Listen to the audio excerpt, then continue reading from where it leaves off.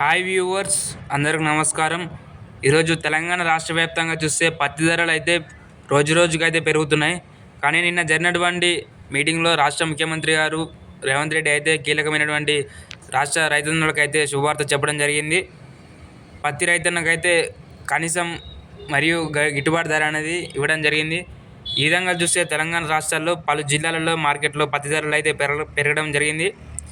ఆదిలాబాద్లోని కనిష్ట ధర వచ్చేసి 6,400, గరిష్ట ధర వచ్చేసి 7,200. జమ్మికుంటలోని కనిష్ట ధర వచ్చేసి 6,400, గరిష్ట ధర వచ్చేసి 7,600. భద్రాద్రి కొత్తగూడెం జిల్లాలోని కనిష్ట ధర వచ్చేసి 6,400, గరిష్ట ధర వచ్చేసి 6,900. మంచిర్యాలలోని కనిష్ట ధర వచ్చేసి 6,000, గరిష్ట ధర వచ్చేసి 6,800. వరంగల్లోని కనిష్ట ధర వచ్చేసి 6,800, గరిష్ట ధర వచ్చేసి 7,250. చర్ల మార్కెట్లోని కనిష్ట ధర వచ్చేసి 6,400, గరిష్ట ధర వచ్చేసి 6,500. జమ్మికుంటలోని కనిష్ట ధర వచ్చేసి 6,350, గరిష్ట ధర వచ్చేసి 7,000.